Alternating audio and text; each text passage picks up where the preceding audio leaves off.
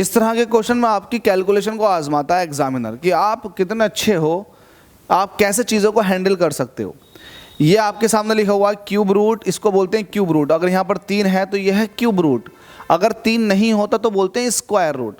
Cube root 4x minus का 7 और minus के 5 इज इक्वल टू 0। अगर मैं एग्जामिनेशन हॉल में होता आपकी जगह तो मैं फिर ये नहीं लिखता, मैं आगे से सॉल्व करता, इसका जस्ट एक स्टेप आगे। ये निगेटिव वाली टर्म को उधर को ले जाओ, पॉजिटिव हो जाएगी। तो क्यूब रूट 3 4x माइनस का 7 इज इक्वल टू 5 ना। राइटिंग पे ध्यान देना, आप उल्टा सीधे लिखो लेकिन समझ में आना चाहिए। अब आपको पता है क्यूब रूट जब इक्वल के दूसरी साइड में जाता है, जब इक्वल के दूसरी साइड में जाता तो जो भी नंबर होता है उसके ऊपर पावर 3 की फॉर्म में चला जाता।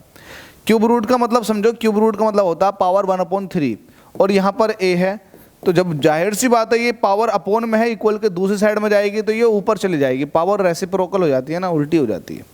अब देखिएगा ये 4x माइनस का 7 चल रहा है। हाँ एक चीज़ और, जब आप कंपटीशन में बैठे हुए हो तो आप इसको नहीं लिखोगे बार बार, आपको पता है कि इधर लेफ्ट हैंड साइड में ये चल रहा है तो आप इसे देखो, इसकी वैल्यू कितनी होगी 125, और आपको पता है कि अब माइनस का 7 था इधर, उधर जाकर प्लस का हो जाएगा तो 4x बचेगा यहाँ पर, और 125 में 7 जोड़ेंगे तो 132, 4 से काट लो, 4 तिया 12 और 4 दूनी 4 तिया 12, और फिर यहाँ पर आ जाएगा एक 4 तिया 12 3, x इज इक्वल टू आ जाएगा 33। देख लो कहाँ है, x is equal to 33, option number C.